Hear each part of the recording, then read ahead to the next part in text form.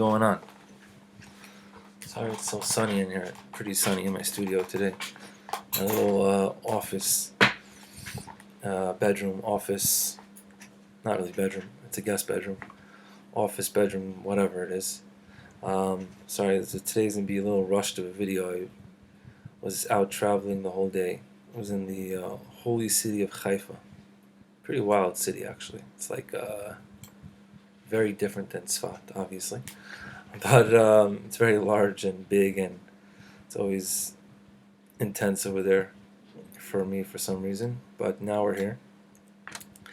And we are going to tell over a story. I've mentioned in video number 3 that I wanted to tell over the story about how Rebbe Nachman of Breslov was born, because it's a pretty wild story.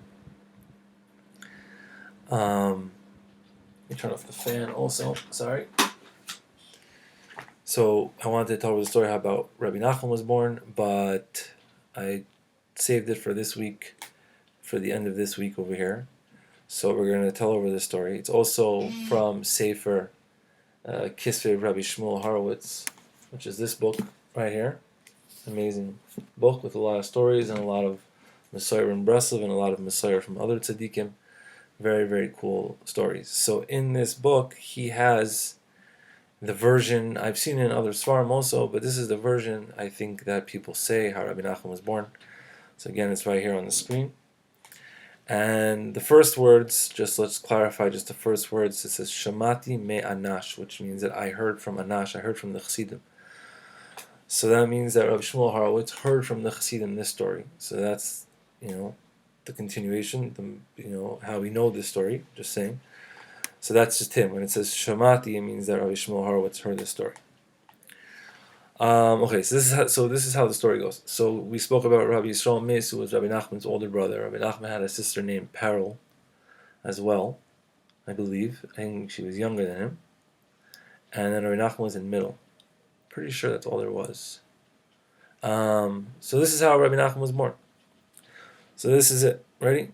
So one time Rav Nosson was sitting around with the Chassidim, talking about how great and holy Rebbe Nachman was.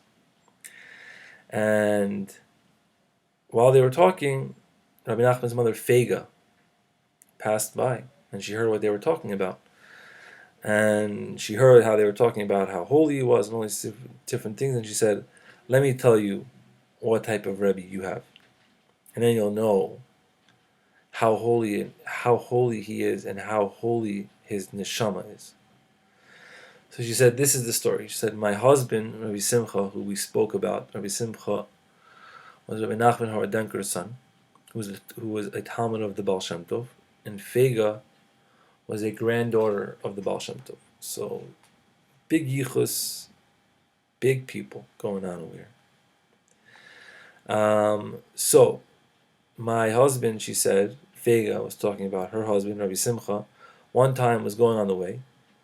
And so if you look in other versions or in other Svarim, so it talks about how he was part of this caravan traveling somewhere, and they all got lost, and something happened. So when she says over here that he was going on his way, and it says, Vayismama Sham Kishtei Shuos, and he was out for 2 weeks, and he told me that on Shabbos Kodesh he was going to come home. But then he got lost, and there's a whole story with that. It's maybe we'll talk about that at a different time. But he got lost, and whatever, he was with his caravan. They got lost, and they didn't know where they were. The weather was bad. Anyway, so Fega said that he told me that he was going to be home in 2 weeks, and on that Shabbos that he was supposed to come home. He was supposed to come home on Shabbos, right? She got up very, very early in the morning, before the sun came up, to make challah for Shabbos, right? To knead the dough. That's why the picture on the thumbnail is kneading dough, right? And then at the time that she did hafrashas challah, which is a very holy time, chipasti lerois be'ezim makom hu kedil das im yovay al Shabbos kodesh lebeisa. So today we take our hafrashas challah and we say a bracha and we put the challah on the side. Apparently Fega Rebbe Nachman's mother, was doing a lot of other holy things. When she would take Hafrashas Challah, she would be able to see the world, or see visions, or see a map, or see something, and she was looking for where her husband was. So that's pretty intense. It's pretty wild also. And in parentheses, in brackets, not parentheses, brackets. In brackets it says Ki hi hoise ke'achas hanevias, that she was one of the Nevi'im. Ki yadua asher achia harav HaKodesh Rav Baruch Mezhebush kara oisei b'shem Nevi'ah. It says that it's known that Rav Baruch of Mezhebush called her on the Shem Nevi'ah, that she was a prophetess, and her brother, her holy brother, her holy brothers, Rabbi Rav Baruch and Rav Ephraim of Sidlikov Hoylehem, they would treat her with a lot of respect. So we're saying over here something very wild. We're saying over here that when Fega would take the challah from making challah, she was able to not prophesize, but she was able to see holy things, and she was able to see on a vision, on something where, or in her head, or in hasaga, or something, where people were, and she was able, and she wanted to see where her husband was. And she said, I couldn't see him. She said she looked and I could not see him. And then she said, when I did something else for Shabbos Kodesh, I also looked for him, and I couldn't find him. A lot of times she did something, right? I also looked. When she was lighting candles for Shabbos, she also looked. So that means when she was doing different things, she was able to, whenever she was doing something holy, she was able to see things, and things that we can't see, she was able to see. So she was looking for him. Every time she did something holy for Shabbos Kodesh, she was looking, wherever she was looking, and she could not find Rabbi Simcha. She couldn't find him. So, also, it says over here in brackets again, it says, and her minhag was to light Shabbos candles a lot of hours before the Zman. I saw in Sefer Siach Sarfei Kodesh that this was a minhag already from the times from before that she was married, I think in the house of the Baal Shem Tov. I think it says in Siach Sarfei Kodesh that in Rabbi Nachman's house when he was growing up, they would light candles at least 2 hours before Shabbos. So that's also pretty holy stuff. Different times back then. And then after, now this is when the story gets a little bit wild. I hope nobody censors me and tries to take down this video because it's so wild. So it says, "V'achar hadlakas haneros." She said, after hadlakas neros, I lay down on my bed because I had a lot of tzara that my husband was not here, and she fell asleep. And who came to her? Her mother, the Tzaddikis Adol, who was the Baal Shem Tov's daughter. Adol came to her with all the holy imahos, Sarah, Rivka, Rachel, and Leah. Adol, her mother, came to her while she was asleep with Sarah, Rivka. What is wrong with me? Rivka, Rachel, Leah.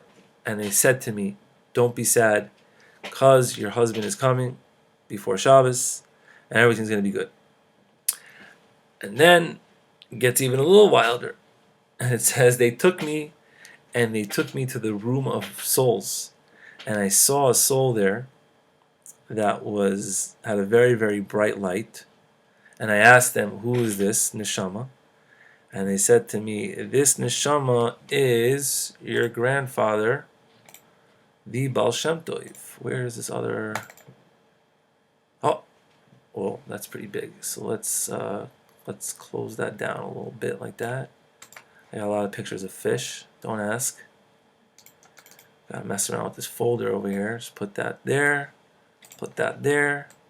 I'm ready to go. Sorry, I did not prepare it before we started.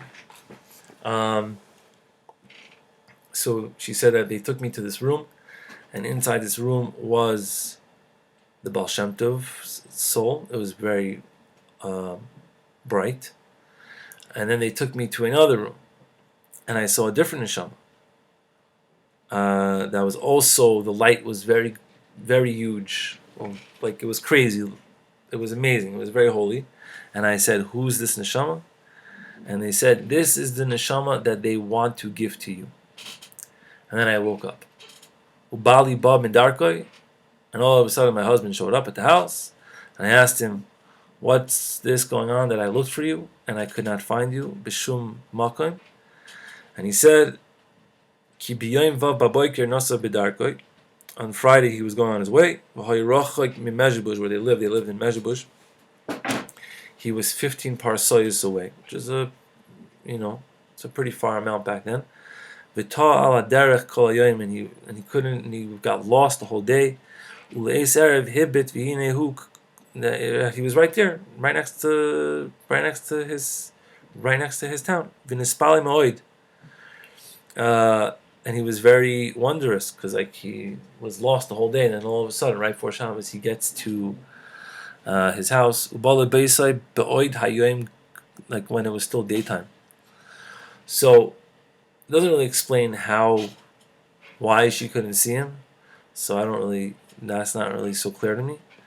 And she said, on that night, I got pregnant with Rebbe Nachman, who is your Rebbe.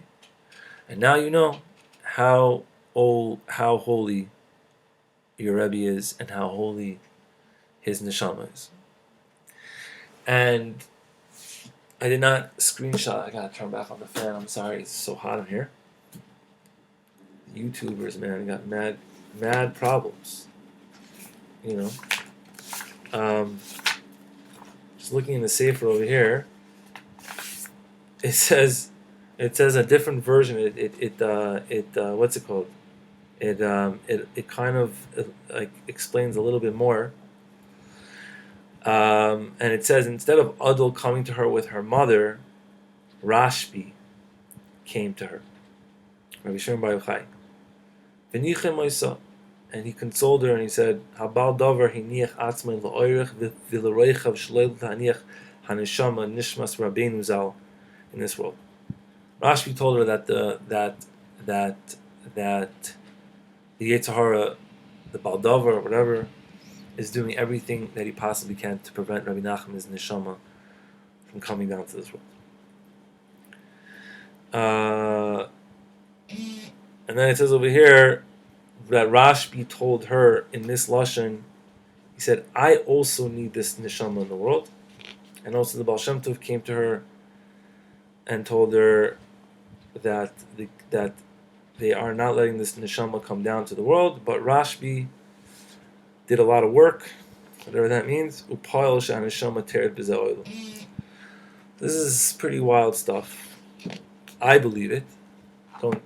Not sure if anybody else has to, but it's pretty holy. Rebbe Nachman's neshama is definitely a holy neshama. There's a whole thing about reincarnations and different things like that. I don't know if Rebbe Nachman ever spoke about where his neshama, what the root of his neshama was, but they say that the Baal Shem Tov talks about how his neshama also belonged to an old yid from Tzfas, which is also very interesting. The whole concept of the neshamas is way beyond my head to even understand it, with the roots and the things and all these different things sharing it. But anyway, this is the story of Rebbe Nachman's birth. And B'li Neder, next week we will talk about some more tzaddikim, some more stories. Try to get some Litvish guys in there as well. Maybe next week we'll make a little video about Uman, Rosh Hashanah, what's going to be this year. It's June 11th.